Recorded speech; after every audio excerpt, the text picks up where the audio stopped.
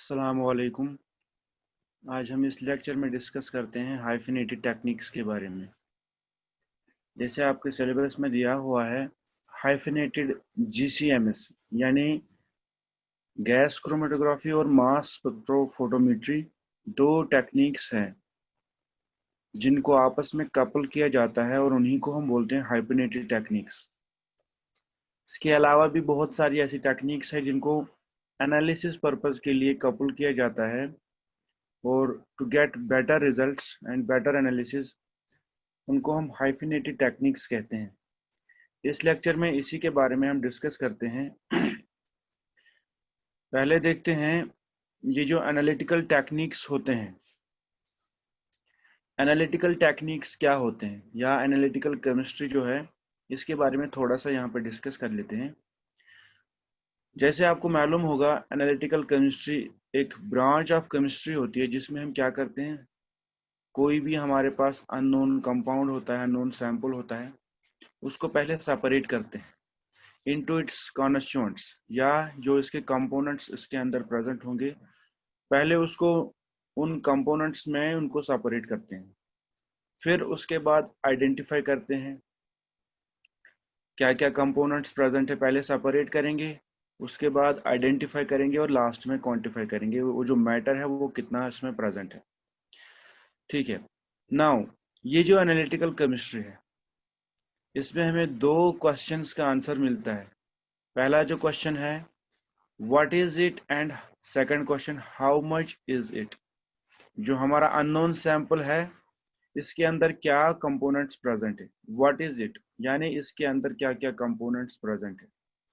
Second question जो है how much is it, इसमें जो कंपोनेंट्स प्रेजेंट है उनका प्रोपोर्शन कितना प्रेजेंट है, उनकी वो उनका परसेंटेज कितना प्रेजेंट है। ना दो तरह की एनालिसिस होती है एनालिटिकल केमिस्ट्री के अंदर। जैसे पहली है क्वालिटेटिव एनालिसिस एंड सेकंड जिसको हम कहते हैं क्वांटिटेटिव एनालिसिस।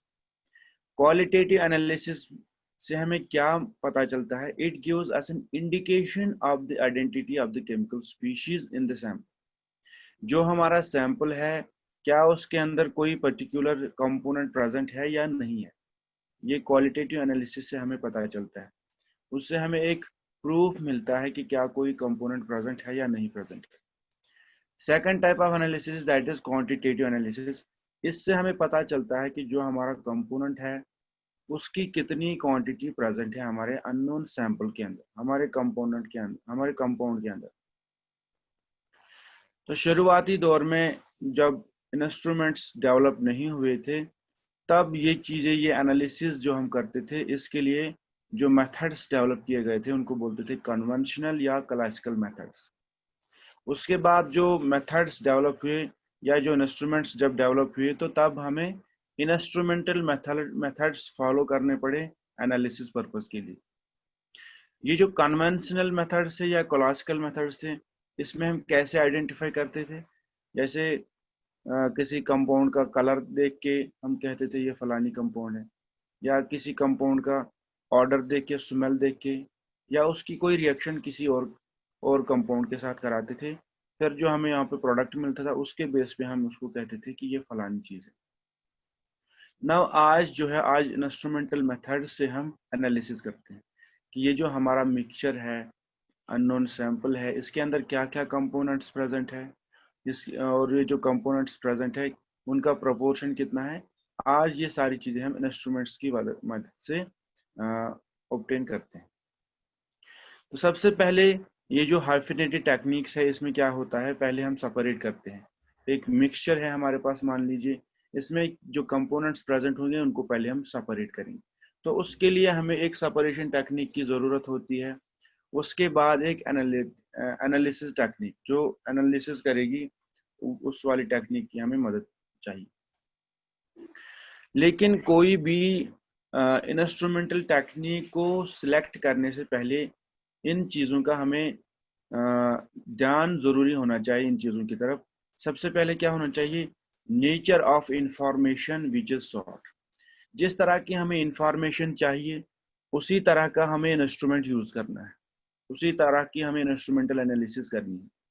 ऐसा नहीं है कि हम कोई भी इंस्ट्रूमेंट को यूज करके हर तरह की इंफॉर्मेशन ऑब्टेन कर सकते हैं, ऐसा नहीं है। हर एक इंस्ट्रूमेंट जो है वो स्पेसिफिक पर्पस के लिए होता है, एक अलग अलग इंफॉर्मेशन हर एक इंस्ट्रूमेंट देता है। तो जितने भी हमें एक कंपाउंड के बारे में इंफॉर्मेशन चाहिए, वो सारी की सारी इंफॉर्मेशन खाली एक इंस्ट्रूमेंट हमें नहीं दे पाएगा। इसके लिए हमें बहुत सारी इंस्ट्रूमेंट्स की जरूरत पड़ती है। इसी वजह से अगर हमें सपोज एक टाइप ऑफ इंफॉर्मेशन जरूरत है, उसके लिए हमें उसी तरह का इंस्ट्रूमेंट यूज करना है।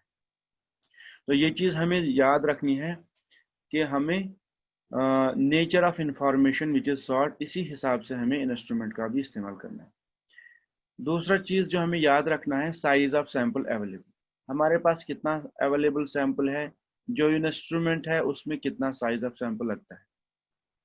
ठीक है, जो इंस्ट्रूमेंट है उसमें सैंपल कितना लगता है, या उस सैंपल का साइज कितना होना चाहिए। Proportion of the constituents to be determined. जो हमारे सैंपल के अंदर कॉन्स्टिट्यूएंट्स प्रेजेंट है, उनका प्रपोर्शन कितना हमें डिटरमाइन करना है। Purpose for which analytical data is required. ये चार चीजें हैं जो हमें पहले, जिनकी तरफ हमें हमारा ध्यान होना चाहिए कोई भी एनालिसिस करने से पहले। अब हम आते हैं हाइफिनेटेड टेक्निक्स के ऊपर। मैंने इससे पहले भी आपको कहा कि हाइफिनेटेड टेक्निक्स क्या होते हैं। इज ए कॉम्बिनेशन, या जिसको हम बोलते हैं कॉम्बिनेशन और coupling of two different analytical techniques with the help of proper interface. दो एनालिटिकल टेक्निक्स है, यहाँ पे आपको देखना है, एक क्रोमेटोग्राफी देखना है, दूसरा आपको देखना है मास स्पेक्ट्रोफोटोमेट्री। ये हमारे पास दो एनालिटिकल टेक्निक्स है जिनको कपल किया जाता है या कंबाइन किया जाता है with the help of A proper interface, और इसी को हम कहते हैं हाइफिनेटेड टेक्निक। एक तो हमारे पास सेपरेशन टेक्निक है, क्रोमेटोग्राफी जो है वो सेपरेशन टेक्निक है, और मास स्पेक्ट्रोफोटोमेट्री वो एक एनालिसिस पर्पस के लिए हम यूज करते हैं। तो ये हमारे पास दो टेक्निक्स कंबाइन हो जाते हैं या कपल हो जाते हैं, इसी को हम कहते हैं हाइफिनेटेड टेक्निक। सबसे पहले अगर आप देखेंगे, एक साइंटिस्ट थे जिनका नाम था हर्शफील्ड। इन्होंने इंट्रोड्यूस की थी ये टर्म, दैट इज हाइफिनेशन, इन्होंने इंट्रोड्यूस की थी। हर्शफील्ड जो एक साइंटिस्ट थे, इनका क्या मानना था कि इनका ऐसा मानना था कि दो टेक्निक्स, यानी एक सेपरेशन टेक्निक, जैसे हमारे पास गैस क्रोमेटोग्राफी है वो सेपरेशन टेक्निक है। इसमें हम कंपोनेंट्स को, डिफरेंट डिफरेंट कंपोनेंट्स जो हमारे एनालाइट के अंदर प्रेजेंट होते हैं उनको सेपरेट करते हैं। और उनका ऐसा मानना था, एक सेपरेशन टेक्निक और एक स्पेक्ट्रोस्कोपिक डिटेक्शन टेक्निक, उनको हम कपल करेंगे फॉर, और ऐसा हम कह सकते हैं टू गेट बेटर रिजल्ट्स और टू गेट फास्ट एनालिसिस और बेटर रिजल्ट्स। नाउ आपको ये चीज पता है, क्रोमेटोग्राफी प्रोड्यूसेस प्योर और nearly pure fractions of chemical components in mixture. यानी जो हमारे मिक्सचर के अंदर कंपोनेंट्स हैं उनकी हमें आपको डिफरेंट पीक्स आएंगे, जितने कंपोनेंट्स प्रेजेंट होंगे उतने आपको पीक्स मिलेंगे, यानी वो सेपरेट हो जाएंगे।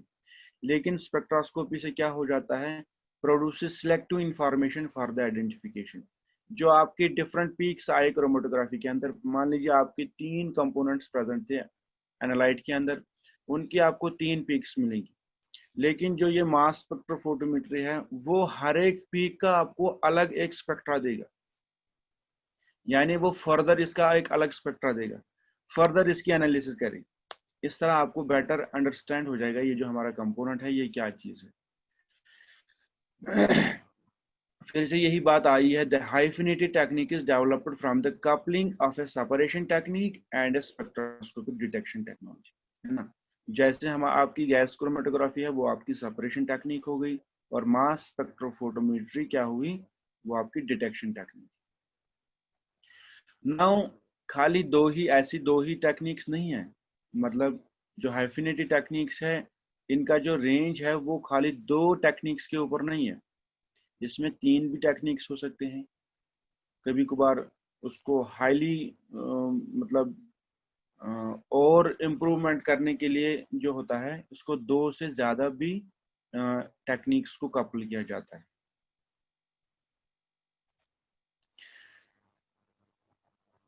यही बात यहाँ पे फिर से आई है the hyphenation does not always have to be between two techniques, है ना। यानी ये जो कपलिंग है ये खाली दो इंस्ट्रूमेंट्स या दो टेक्निक्स के बीच में नहीं होता है, इससे ज्यादा भी हो सकता है, दो से ज्यादा भी हो सकता है। यहाँ पे देखिए आप, recently more than two techniques coupled together to form a more powerful integrated system, जिसका ज्यादा रिजॉल्विंग पावर है ना। इसमें क्या हुआ है, दो से ज्यादा टेक्निक्स उन्होंने कपल की है, दो से ज्यादा टेक्निक्स उन्होंने आपस में कंबाइन की है, और ताकि क्या बने, integrated system, more powerful integrated system. जैसे यहाँ पे आप देख सकते हैं एक लिस्ट है,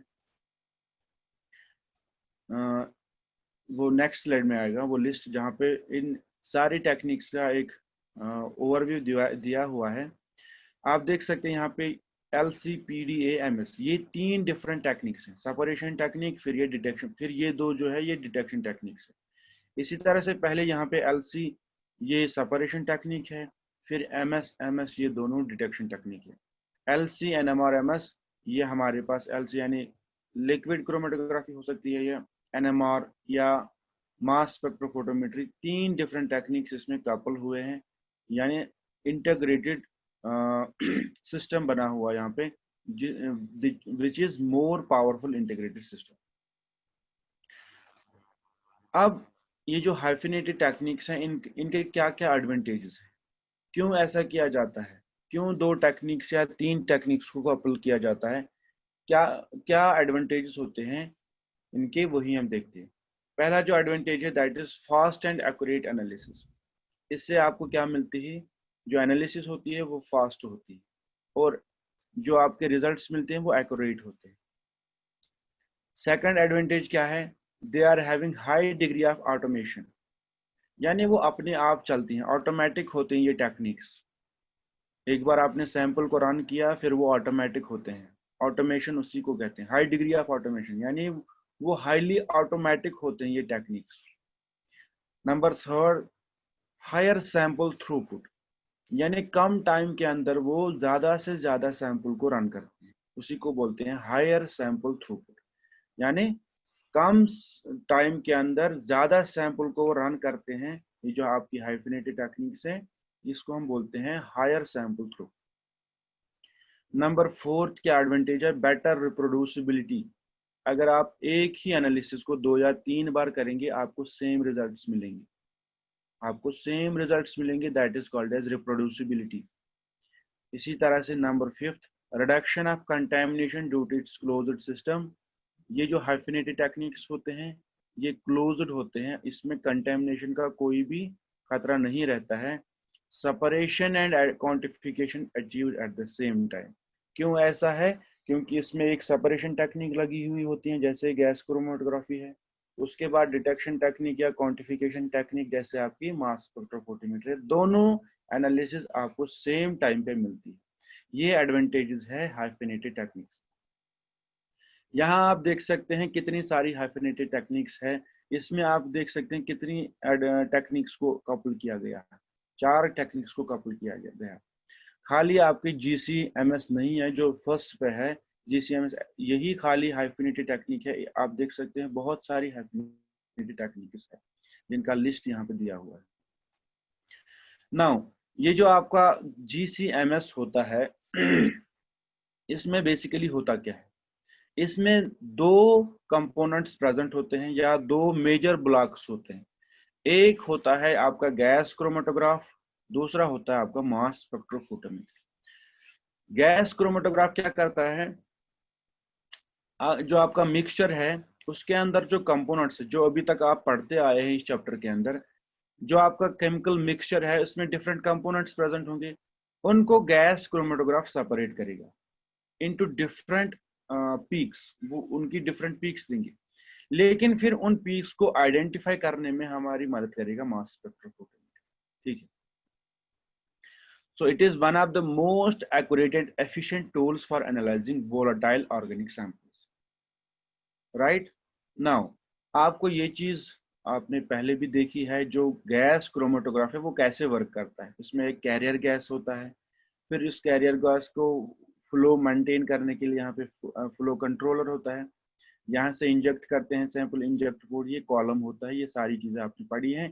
यहाँ पे डिटेक्टर होता है, फिर यहाँ पे आपको रिकॉर्डर होता है, यहाँ से आपको इसकी पीक्स मिलती है। ये भी गैस क्रोमेटोग्राफी का ही एक ओवरव्यू दिया हुआ है। यहाँ पे नाइट्रोजन आपका सिलेंडर है, मोबाइल फेज इंजेक्शन पोर्ट है, यहाँ ओवन लगा हुआ कॉलम के नजदीक, यहाँ डिटेक्टर है, ये सारी चीजें आपने पढ़ी। नाउ जो आपका GCMS होता है, मान लीजिए ये जो चीज है यहाँ तक, ये आपका GC है, फिर यहाँ से यहाँ तक ये मास स्पेक्ट्रोफोटोमीटर है। ये दोनों जो है कपल्ड है, कंबाइन किए गए हैं, लेकिन क्लोज्ड सिस्टम है। यहाँ देखिए, यहाँ कंटेमिनेशन का कोई खतरा नहीं रहता है। यहाँ से आप सैंपल को इंजेक्ट करते हैं, जो आपका मिक्सचर होता है GC के अंदर, ये GC पार्ट है इसका, फिर ये कॉलम के अंदर चलेगा, इसमें सेपरेट हो जाएगा डिफरेंट पीक्स में। और ये जो आपका ग्राफ है जिसमें ये 1, 2 एंड 3 पीक्स है, ये आपका गैस क्रोमेटोग्राफी का ग्राफ है। यानी आपके मिक्सचर के अंदर 3 डिफरेंट टाइप्स के कंपोनेंट्स प्रेजेंट है, वो सेपरेट हुए हैं। पहले तो सेपरेशन टेक्निक, ये सेपरेशन टेक्निक है, वो सेपरेट हुए हैं। अब इसके बाद जब यहाँ सैंपल जो कंपोनेंट्स पहुंच के किस में ट्रैवल करेंगे, मास स्पेक्ट्रोफोटोमीटर में ट्रैवल करेंगे। ये दोनों साइड जो ये मैग्नेट्स लगे हुए होते हैं, यहाँ पे डिटेक्टर, मैं आगे चल के आपको बताऊंगा मास स्पेक्ट्रोफोटोमीटर कैसे वर्क करता है। फिलहाल आप याद रखिए, यहाँ से जो कंपोनेंट्स गैस क्रोमेटोग्राफी से ट्रैवल करके जब वो सेपरेट हुए, फिर वो ट्रैवल करते हैं, एंटर हो जाते हैं किसमें, मास स्पेक्ट्रोफोटोमीटर में। मास स्पेक्ट्रोफोटोमीटर में क्या होता है, उसमें वो फर्दर आयोनाइज हो जाते हैं। देखिए यहाँ पे आपको एक पीक मिली थी, ये गैस क्रोमेटोग्राफी में आपको एक पीक मिली है एक कंपोनेंट की, दूसरे कंपोनेंट की दूसरी पीक मिली है, तीसरे कंपोनेंट की तीसरी पीक मिली है। अब यही कंपोनेंट जो है फर्दर डिफरेंट पीक्स में सेपरेट हुआ है, डिफरेंट फ्रैगमेंट्स में सेपरेट हुआ है। ये आपकी मास स्पेक्ट्रोफोटोमीटर की पीक है, जो कि गैस क्रोमेटोग्राफी में एक सिंगल पीक थी, यहाँ पे इतनी सारी इसकी पीक्स थी। इसी तरह यहाँ देखिए आप, ये जो पीक थी, ये यहाँ पे फर्दर इसने एक अलग स्पेक्ट्रा दिया है। इसी तरह इस पीक ने यहाँ पे एक अलग स्पेक्ट्रा दिया है। ये सारे जो स्पेक्ट्रा ये मास स्पेक्ट्रोफोटोमीटर में आपको मिले हैं।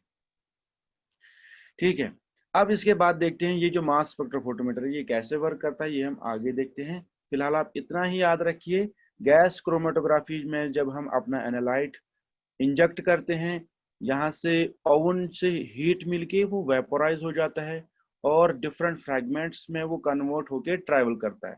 क्योंकि आपको ये चीज मालूम है, हर एक कंपोनेंट की एक अलग अलग एफिनिटी होती है कॉलम के साथ अटैच होने की, और मोबाइल फेज के साथ उनकी डिफरेंट एफिनिटी होती है।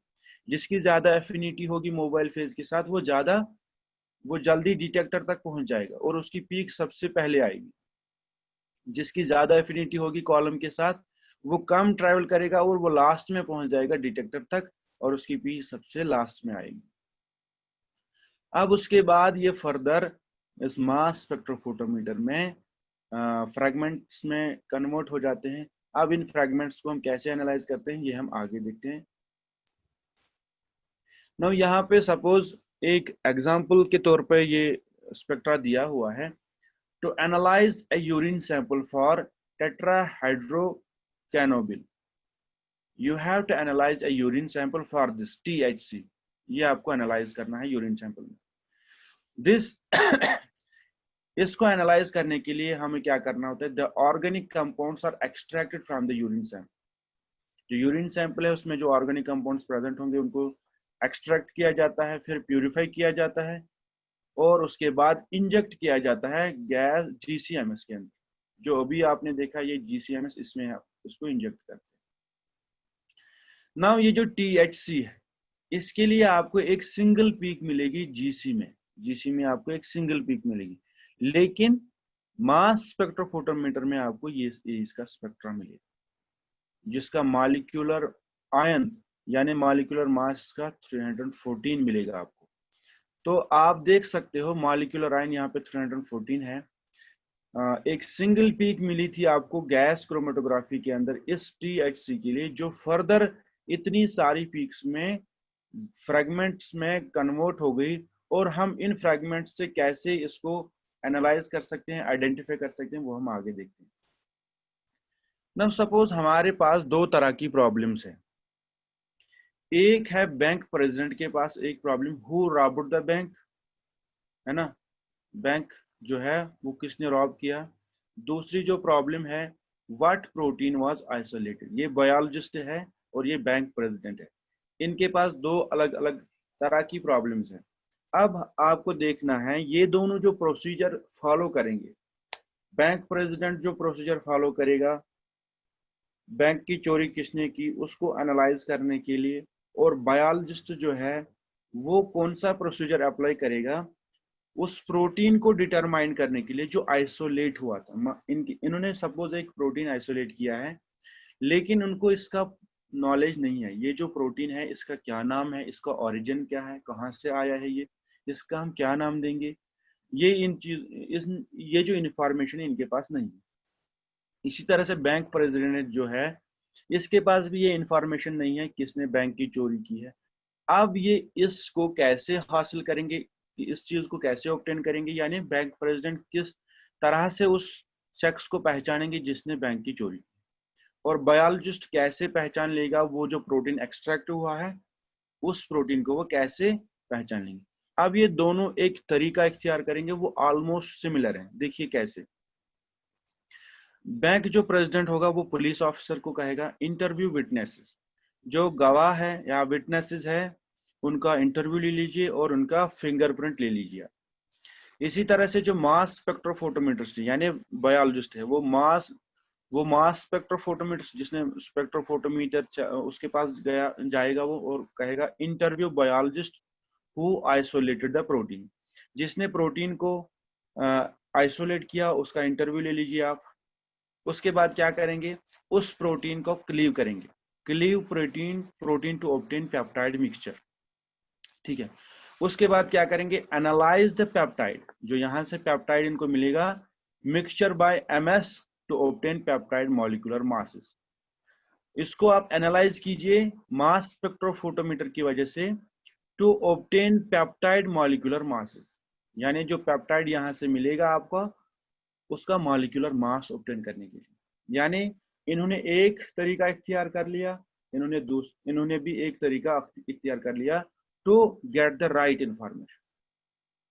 अब जो पुलिस ऑफिसर है उसने जो इंफॉर्मेशन हासिल की है वो क्या है, एक शख्स को उन्होंने पहचान लिया है, अपना जो उन्होंने तरीका इख्तियार किया उस वजह से इन्होंने इस नतीजे पे पहुंचे हैं उस शख्स की हाइट इतनी है, उसका वेट इतना है, उसका जेंडर मेल है, उसकी एज 35 to 40 है। ये कहाँ से इनको पता चला, फ्रॉम फिंगरप्रिंट्स। इसी तरह से ये जो मास स्पेक्ट्रोफोटोमीटर, तो इस तरह से ये पहचान लेंगे उस शख्स को, ये पहचान लेंगे। तो उन्होंने पहचान लिया ये मिस्टर एक्स वाई जेड है, जिसने चोरी की है ये मिस्टर एक्स वाई जेड है। कहाँ से पहचान लिया, फिंगरप्रिंट से पहचान लिया, उसकी हाइट इतनी है, वेट इतना है, जेंडर ये सारी इंफॉर्मेशन इनको मिल गई। मास स्पेक्ट्रोफोटोमीटर ने क्या किया, उसने भी वो जो प्रोटीन था उसका एमएस लिया, मास स्पेक्ट्रोफोटोमीटर लिया, वहां से उसका मॉलिक्यूलर मास मिला 30,000, और उसने पता कर लिया ऑरिजिन इसका बोविन लिवर है, peptide mass from the list वो इतना है। तो फिर ये इस कंक्लूजन पे पहुंच सकता है कि ये जो प्रोटीन था उसको आइडेंटिफाई कर सकता है, वो बोविन कार्बोनिक एनहाइड्रेस है। तो ये जो तरीके हैं, जैसे पुलिस ऑफिसर अपनी इंफॉर्मेशन को ऑब्टेन करता है, इसी तरह से मास स्पेक्ट्रोफोटोमीटर भी अपना काम करता है।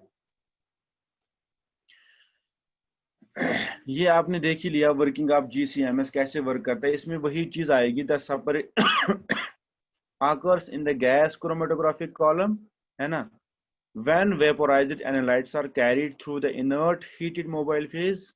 ये चीज आपको पहले से ही मालूम है कि जीसी कैसे काम करता है। अब देखिए आप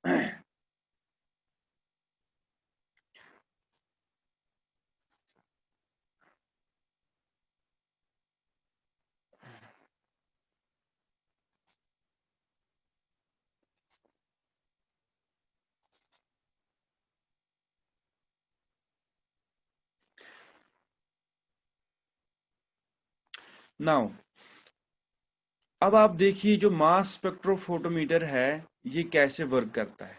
कैसे हमें ये हेल्प करता है किसी कंपाउंड को एनालिसिस करने में। सबसे पहले आप देखिए 3 पॉइंट्स को आप याद रखिए। ये जो मास स्पेक्ट्रोफोटोमीटर है ये कैसे हमें हेल्प करता है। It helps us in the determination of molecular mass of a chemical substance. जो एक केमिकल सबस्टेंस है यानी कंपोनेंट प्रेजेंट है वो तो केमिकल सबस्टेंस ही होगा ना, है ना।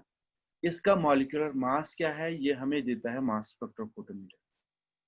सेकंड पॉइंट आप याद रखिए, it breaks down the chemical component और chemical compound into fragments with the help of an electron gun.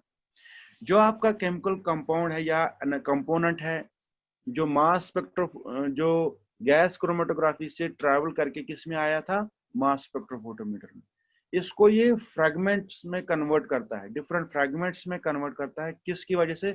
With the help of an electron gun.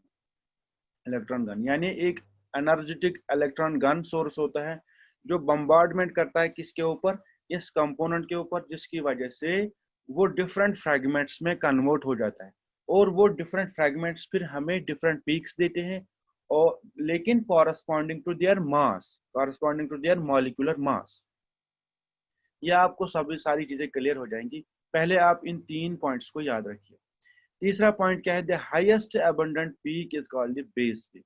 जो आपका स्पेक्ट्रा आएगा, मास स्पेक्ट्रा आएगा, इसमें सबसे जो लंबी पीक होगी उसको हम कहेंगे हाईएस्ट अबंडेंट पीक। उसको हम क्या कहते हैं, बेस पीक कहते हैं। और दूसरा होता है highest M upon Z value, जिसको हम कहते हैं मॉलिक्यूलर आयन पीक। ये 3 पॉइंट्स आप याद रखिए। नाउ अब हम देखते हैं कैसे ये वर्क करता है। सपोज आपके पास ये कंपोनेंट जो है, ये आपकी गैस क्रोमेटोग्राफी में इसकी एक पीक मिली थी आपको। अब इसी ने ट्रैवल किया था किसमें, मास स्पेक्ट्रोफोटोमीटर में। अब ये जो आपका कार्बन है, यहाँ पे कार्बन के पास 2 तरह के बॉन्ड इलेक्ट्रॉन्स होते हैं, एक वैलेंस इलेक्ट्रॉन्स, दूसरे कोर इलेक्ट्रॉन्स। अब मैंने कहा था आपको मास स्पेक्ट्रोफोटोमीटर में एक इलेक्ट्रॉन गन से हम इसको बम्बार्डमेंट करते हैं। मान लीजिए यहाँ से एक, ये जो आपका प्रोपेन है, ये प्रोपेन है, इसको बम्बार्डमेंट जब हुआ इलेक्ट्रॉन्स की वजह से, इसमें से एक कोर इलेक्ट्रॉन बाहर निकल गया। तो इस तरह की स्पीशीज आपको मिलेगी। जब इसमें से कोर इलेक्ट्रॉन निकल गया तो ये आपका रेडिकल बन जाएगा इस तरह। ये आपका रेडिकल कैटायन, या तो ये रेडिकल हम इसको कह सकते हैं या इसको कैटायन भी कह सकते हैं। तो ये आपका आयन बन जाएगा, है ना। जब इसमें से एक इलेक्ट्रॉन निकल जाएगा with the help of a speedy electron gun, इसमें से एक इलेक्ट्रॉन आयोनाइज हो गया, तो ये क्या जो आपकी स्पीशीज बचेगी वो ये चीज रहेगी। इसके ऊपर एक पॉजिटिव चार्ज भी आप लगा सकते हो, एक रेडिकल का भी इस पे लगा सकते हो।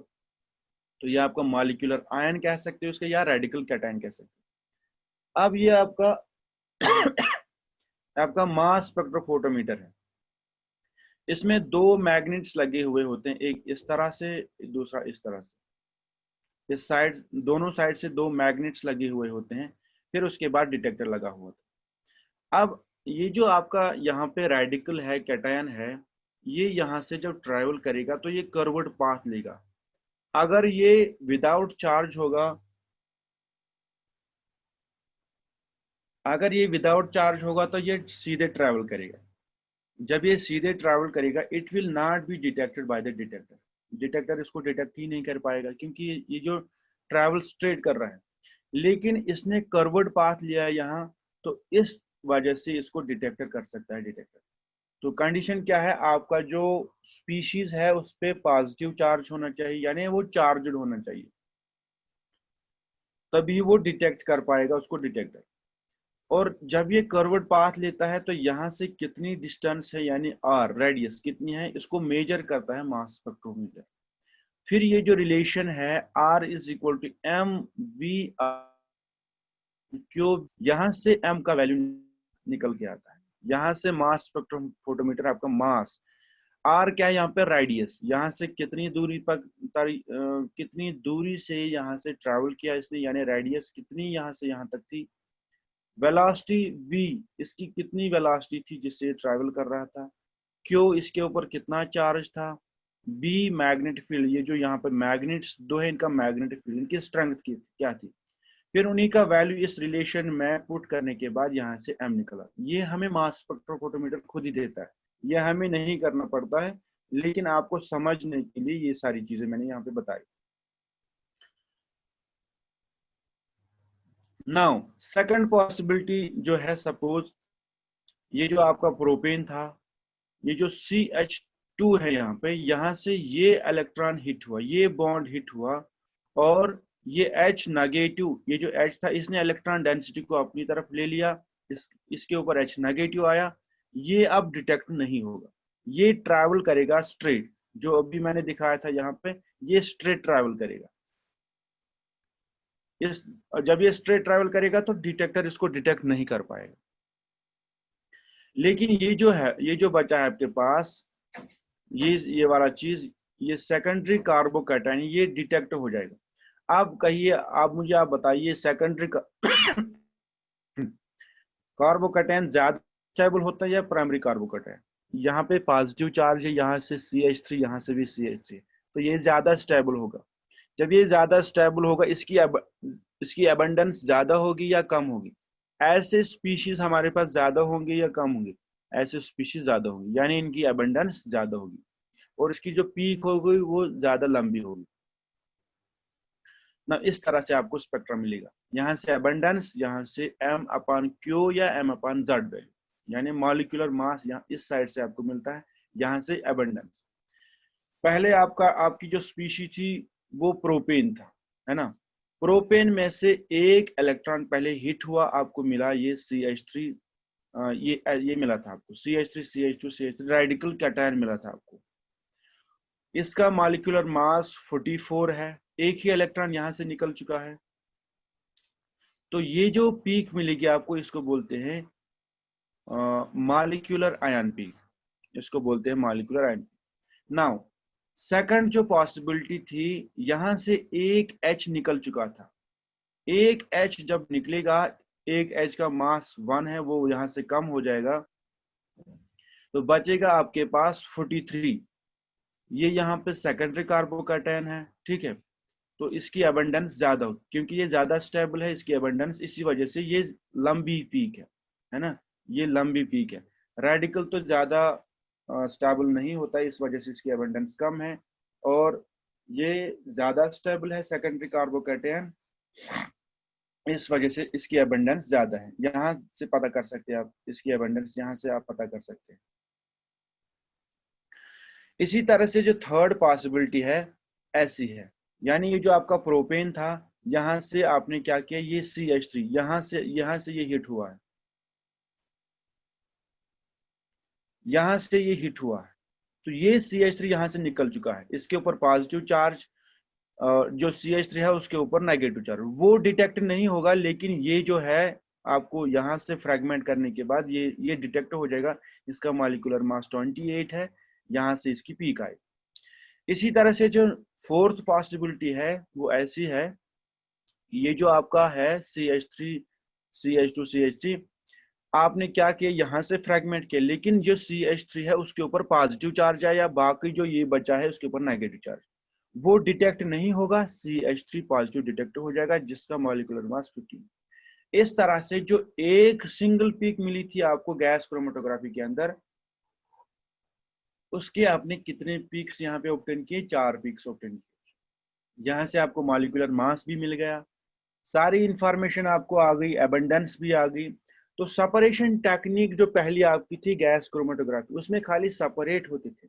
मान लीजिए जो आपका मिक्सचर था उसके अंदर 3 कंपोनेंट्स प्रेजेंट थे, A B एंड C। जो आपका सपोज A था वो आपका प्रोपेन था, है ना, वो आपका प्रोपेन था।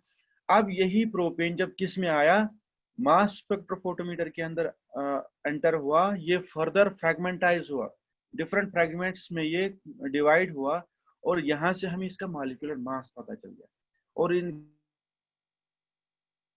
अबंडेंस पता चल गई। ये इंफॉर्मेशन, ये एडवांटेज है किसका, मास स्पेक्ट्रोफोटोमीटर का।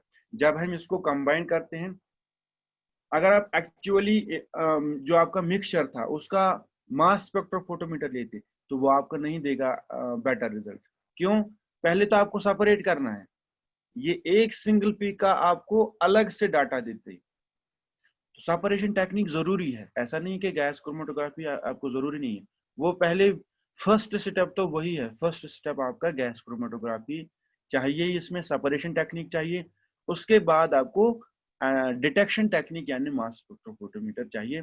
इससे ज्यादा भी, इससे अलावा भी बहुत सारी ऐसी डिटेक्शन टेक्निक्स है जिसका यूज किया जाता है। तो ये आपके एक थोड़ा सा इंट्रोडक्टरी पार्ट था हाइफिनेटेड टेक्निक्स के बारे में। आपके सिलेबस में इतना ही है, इंट्रोडक्शन अबाउट हाइफिनेटेड टेक्निक्स।